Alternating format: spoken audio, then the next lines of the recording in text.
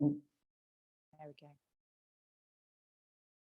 Hello and welcome to Hopeful Conversations. I'm Vicky Montague and I am joined for a second time by Sally Coombs, which is amazing. So Sally, I was just listening back to the podcast that you did with us, and it was back in May 2021.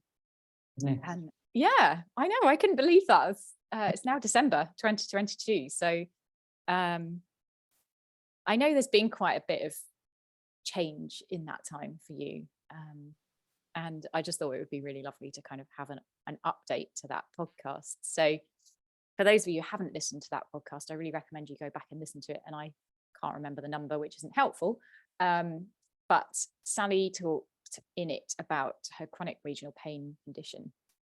And you talked quite a bit about how coming across the 3 principles understanding had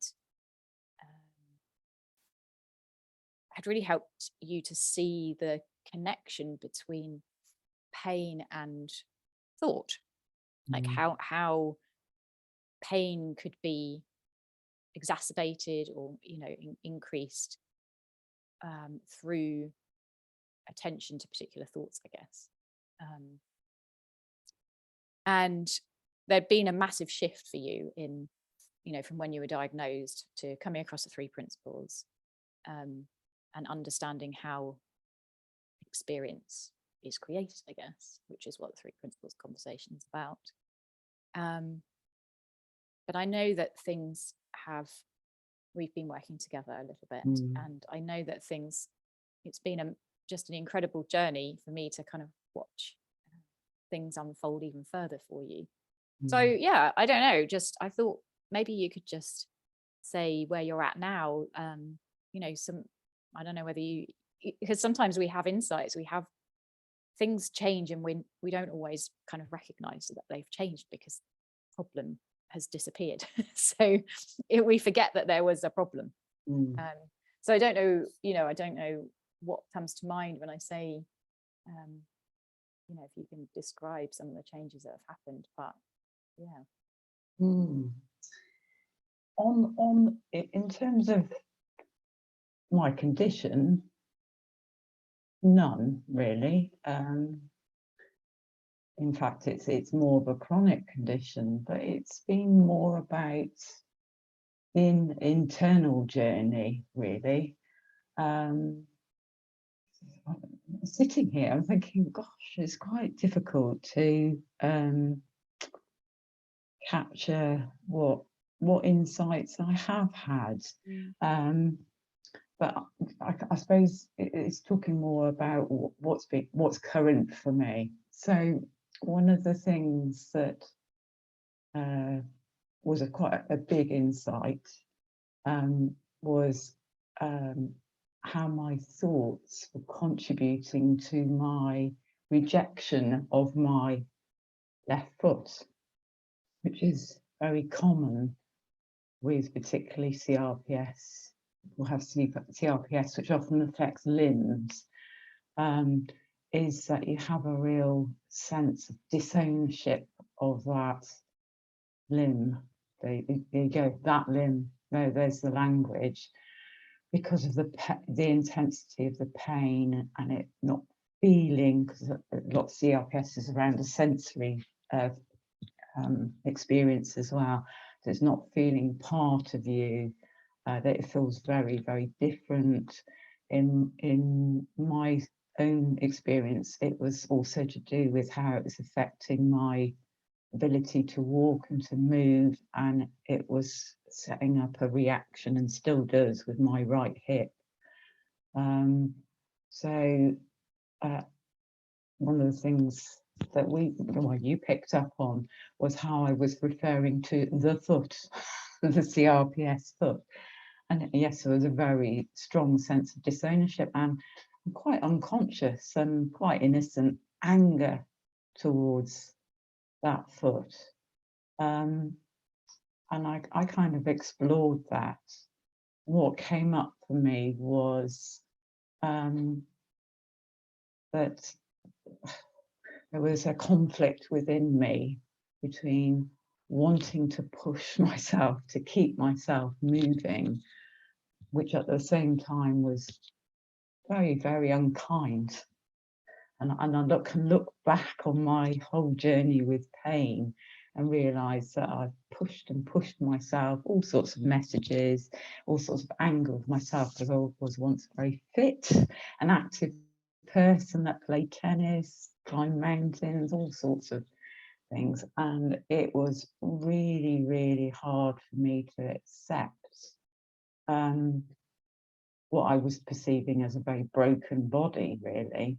And this foot that was, and this pain was holding me back and causing me all sorts of frustrations.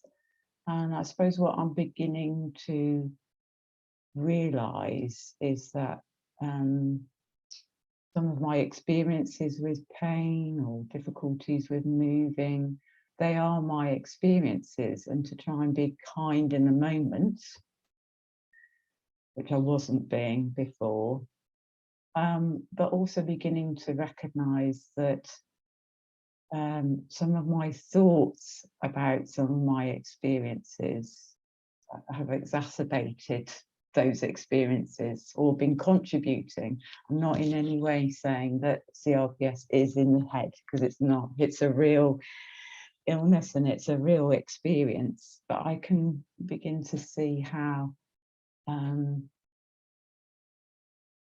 of my thoughts about, which are very fearful, trigger that stress reaction, which could be getting in the way of my body finding its own way to healing. So my relationship with my foot, there you go, I've changed my language, is very, very different. There's no change in the relationship with the hip, but it feels more part of me now. It is part of me. So there's a integration which wasn't there before, and some of the battles in my head feel more like a chat rather than a fight with each other. So that's one of the things. And then it's come up again about a discussion we had recently about cold and temperature.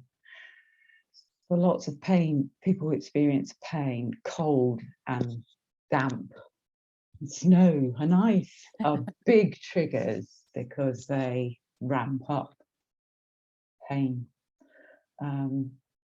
And I think we'll become aware of, yeah, that's true, that's my experience.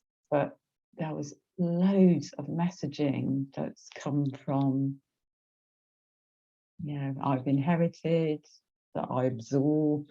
The media is full of, it's cold at the moment, it's not good for your health, blah, blah, blah, blah. But my own kind of recognising that my condition definitely gets worse in the winter. It was triggering a whole lot of fear messages. And coincidentally, this morning I'm going out with a friend after this, and the road in front of us is closed. She had arranged to come and pick me up. Instead, I'm going to just have to walk. It's really not very far, but it's cold. And the stories I've been telling myself about that, and how I was dreading it, and my foot's going to get really cold, and then I've been miserable, blah, blah, blah, blah. And I know it's a story. I know it's a story that I'm telling in my head. And in the moment, I'll deal with it. But it's really struck me how that story is exaggerating my whole pain response. And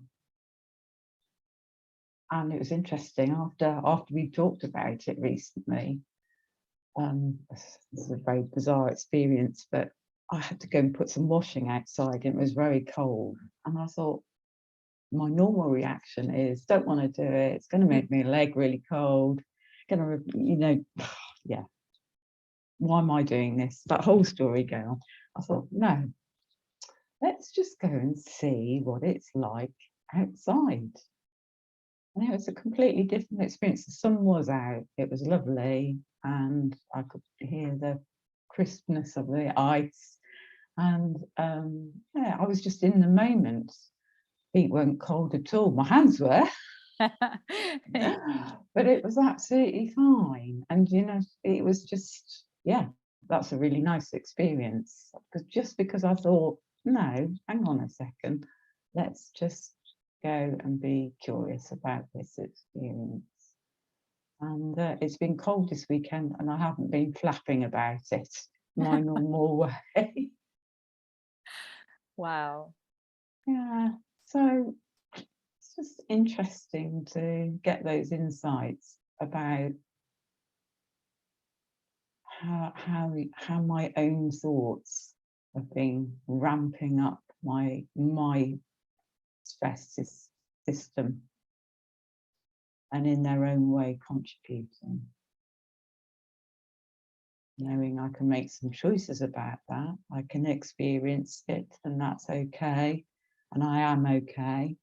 And I can make some choices that are kind to me, and I think that's been the biggest part of my journey recently. It is seeing that. I really wasn't doing that before. I was really forcing myself to do things, being in a lot of pain, getting very angry with people because they didn't understand I was in pain, really pushing myself, and that was an incredibly stressful kind of experience, because I was trying to force myself. Like, I just could not accept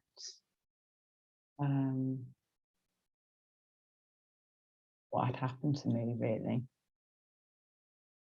And out of that journey, there's been a significant it's an external change in a way, but it's not, because it comes from some kind of acceptance in me. For ages and ages, I kept on trying to fix myself up here by having all sorts of physical therapies and doing physio and trying this and that to get myself better, to be able to try and walk a bit more.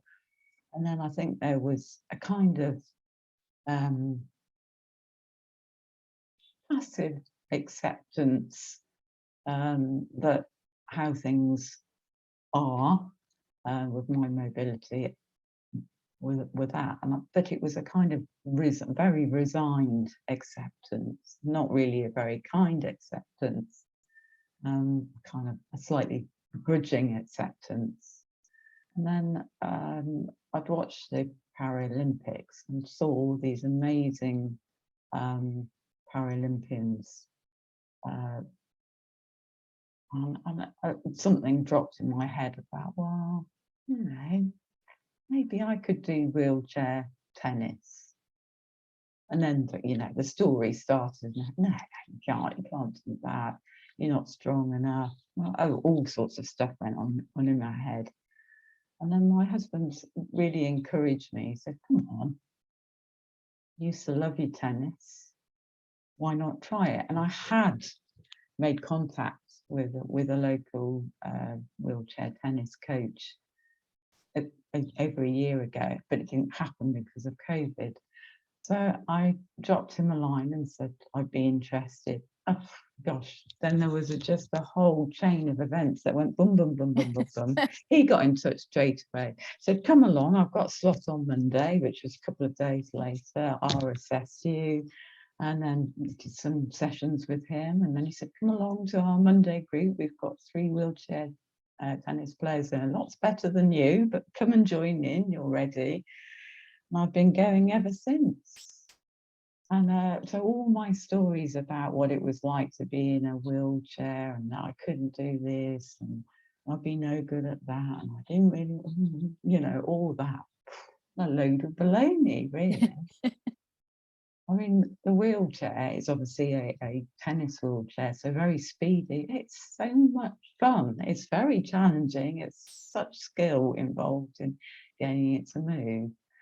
But that sense of freedom and that sense of fun, my coach is often sort of saying, Sally, you spent the whole rally giggling, laughing. And it's so much fun. I'm really very privileged to play with much better place, because that aids me. And it's just so nice to be able to hit the ball again. It's just not something that I thought I'd be doing. There you go. It was not something I thought I'd be doing. And then suddenly I was, and it just literally went from a decision, and it's just complete flow. It was that, I don't know what really happened or what insight there was, but it suddenly felt the right thing to do, and therefore it all happened, and it's opened up a whole different world for me. So yeah, loads has changed really. So I continue with my kind of inner journey with, you know, learning those sort of love lessons that my symptoms are giving me, which I've really struggled to see, but I'm beginning to see. And there I am playing wheelchair tennis. Yeah. I mean, it's been a real privilege to just watch the changes. So yeah, one of the things that really has stood out for me, and what you were saying then really, has been the softening. You know, I think when we first met, like you were describing, there was a lot of anger, a lot of frustration at oneself, and the pushing, and the, you know, not willing to, not really wanting to listen to the messages that body was giving, trying to just override them and do things anyway, and then getting frustrated and upset. And I remember one session that we had, and I think you were talking about meeting up with friends or family, and it being really difficult for you because of you know, having to walk there, and then you couldn't participate because you'd be, you know, in too much pain, so you'd have to sit and just watch. And I think it was that moment then that there was a softening of, or almost an opening into possibility of oh, if I were to use a wheelchair, I could actually have a nice experience. I could be involved. I could actually be there easily. It wouldn't be so much difficulty for me, and I could, you know, be more of a part of it. And there was something really, for me, just watching that, there was something really fundamental that changed there. It's like that resistance that you talked about to just a softening into what was happening, like an allowing of that, like this is how it is. And it's not a giving up, as hopefully as the listeners can hear from what you've shared. It's this is what is true, this is what's real. The reality is, it's painful for me to walk, and I, you know, and that means having to sit on the sidelines, whatever. And then in that kind of, that's what's happening right here, right now. Doesn't mean that it's always going to be the case, but that's what's here right now. And the acceptance of that, the allowance of that, the softening and the understanding in that, and the kindness to the body in like listening to that it just was obvious for you to get a wheelchair. That's how I saw it. Was like, oh, that's just, it doesn't need to be a fight. And then from that, there was the, you know, the suddenly the world almost opened up again. Like then the tennis started, and you know, that's sort of being more sociable with colleagues at work, and that kind of, you know, like the possibilities opened up in the being in reality, not fighting it. Yeah, no, absolutely. And it's interesting that sharing a bit about that whole journey, because I was still really fighting, even though there was something in me that told me, that moved me to, and it had to be at the right time, which is, again, it's about ownership of your own journeys. When I first went to look at a wheelchair, that morning, I just broke down in tears. And I think that was part of the, you know, the whole sense of loss that I had of myself. But once that was done, that was fine. I went along and thought, right, okay, this is not as straightforward as I thought it was going to be. But then I just got on with it and got a chair. And the first time I used it, we were going to one of my step-grandchildren's birthdays in the park. And that had what been motivated me to get it. Because I thought, well, how am I going to join in? I want to go to this, but how am I going to join in? And all my stories I've been telling myself about what it would be like to be on a wheelchair were not true. It was a really liberating experience, just as it been when I first went swimming, to be able to move in some way without being in the kind of pain that I've been in. So that meant that I wasn't grumpy. And two, children have no judgment about these things, and the grandchildren ran over, I'll drive you. So it was great fun. So yeah, so it was a very different experience to what I thought it would be. So, but yeah, there was definitely a real emotional resistance about it. But once you got through it, and seeing that actually what it opens up for you. And then another time, my husband and I went to a car show, and we'd been there a couple of years before, and I'd been in absolute agony and hadn't been able to join in with any of it. Well, this time we went around the whole show with him pushing me, or me being able to self-propel, and it, completely different experience. I was fully involved, and we had a really lovely day. Yeah. And what I'm hearing is a real theme through all of this is that and what I really admire is that you're open to the possibility that thought isn't true. There is a different experience available when that's seen. So, I can only imagine the thoughts that were going through your mind about buying a wheelchair and what that might mean. And it would have been very easy to have believed all of that, and no wheelchair would have been bought. But somewhere there was a willingness to just see whether that was true, whether all of that, all those acquired beliefs about what wheelchair usage meant were true, or whether there was a different experience that, when you were actually doing it, would be available. And the same with the going outside and hanging the washing out. I really love that. There was the idea, this is going to be really cold, and this is going to mean that my foot gets, and everything that's easy, like that. There's almost like loops that we get caught in, and it's so easy to get caught in them, all of us. But what I'm hearing in you is like, what if that's not true?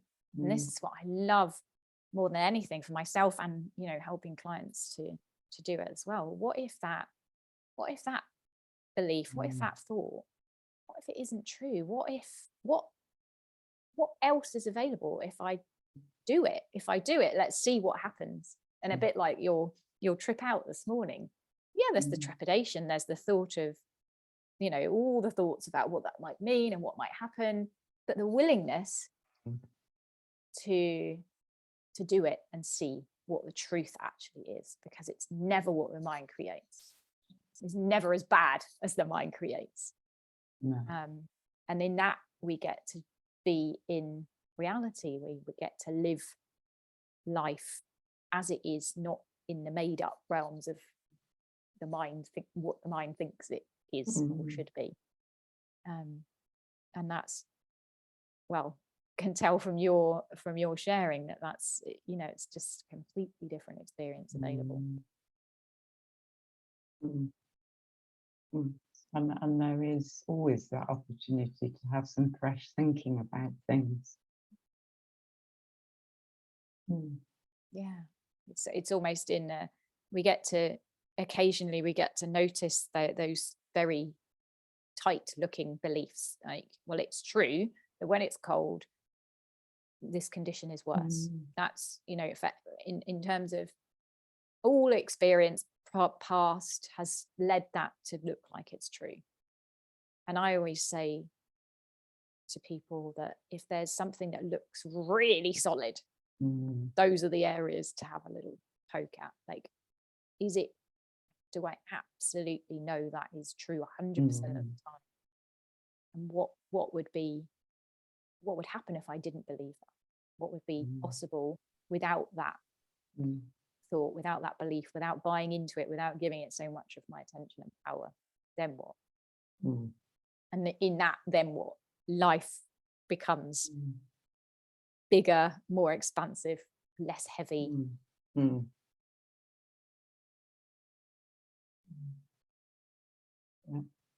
definitely. And it was fascinating when you were talking about getting the wheelchair, because even that, you know, I can imagine I'm never gonna not have a wheelchair now. I'm always gonna have to be in a wheelchair. And, you know, like I said about it, I can't remember what your words were, but, you know, in this moment now, this is the reality. This is, you know, there is pain, and it, you know, the kindness in me suggests that using a wheelchair would be a good idea. That's in this moment. The mind will create all kinds of, that means that this is forever. And I'm sure a lot of the resistance to get in the wheelchair was, well, I'm going backwards, or, you know, I'm never going to get out of it, or it's just going to get worse. But none of that's true. We don't know any of that. That's all future predictions that we can't ever make. Yeah. And when we stay in the truth, in this moment, I'm using a wheelchair. There's just an ease then available. And we get to see what happens. Like, maybe we'll always be in it, maybe we won't. But I just love your willingness to look at and explore and poke holes in those things that look so fixed and true. Yeah. No, it's yeah, the one constant in my journey with all of this has been this conversation, and I've always been moved to stay within it, because it is where I've experienced most change, has been inwardly, and that has helped me have a really different experience of it. Otherwise, if I hadn't, I might have, we don't know. I've continued with a lot more suffering that was coming from my thoughts. Life would have felt much more restrictive and got smaller, whereas actually it hasn't. It hasn't. Things have opened up, and I've done things that I really didn't experience. So all that feeling, the belief that you're stuck. No, life moves you if you're willing to go with, well, it'll move you anyway, but yes. But to be able to do so from a different position. Yeah, and I think what's most, you know, what really stands out, or what really kind of comes to the fore in listening to you, is that, you know, nothing's changed physically, right? The condition is the state, is the condition. It's in that, but the possibility of how that's experienced and how life unfolds with that can be worlds apart, depending on where your mind's at. Absolutely. Which is incredible. And that's for all of us, right? That, you know, like we can have we can have the most horrible things happen. Life is life, like things happen to these bodies, but there's always multiple experiences available, depending on where the mind is at, what's happening in that space. Absolutely. Yeah, and what's become really apparent to me is my thoughts can really get in my way of my body just doing what it needs to do, and of what I think I can and can't do. Well, if I allowed my mind to determine that's that, as in the thoughts that it creates, in order to protect me, I mean, that's what it thinks it's all about, then life gets smaller. If I open myself up to possibilities, it feels quite different and quite effortless, as the tennis story shows. Is that Yes. suddenly things can open up that you had no idea were just going to. I had no idea. I still don't have any idea how that will go, but it's just going. Yeah. Yeah. Beautiful. Without the resistance, there is Mm, the effortlessness, like you mm. say, the ease. Ease, yeah. It's that, for me, it's like fight, it's that whole Byron Katie quote about when we fight what is, we suffer. And that's it. I mean, everything you've said, like we can resist what's happening, we can resist what is, and there's suffering and retraction, and go in that direction. Or we can see that we're fighting what is, and we can be with what is. we can and in that being with what is, things occur to us to then kind of move us in an easeful way.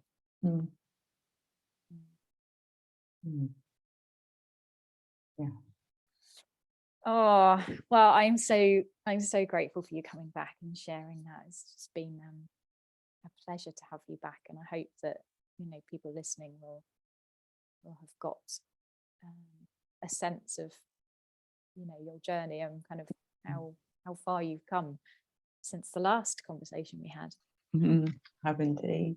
Yeah. And I'm super looking forward to seeing how your experience of this morning goes. It'll be lovely. Yeah, let's see. I'm sure. Yeah, I will do. Well, thank you so much for coming, Sally. It's been lovely. Thank you. See you very soon. You will. Thanks, Vicky. All Okay. right. Bye. Bye. Bye.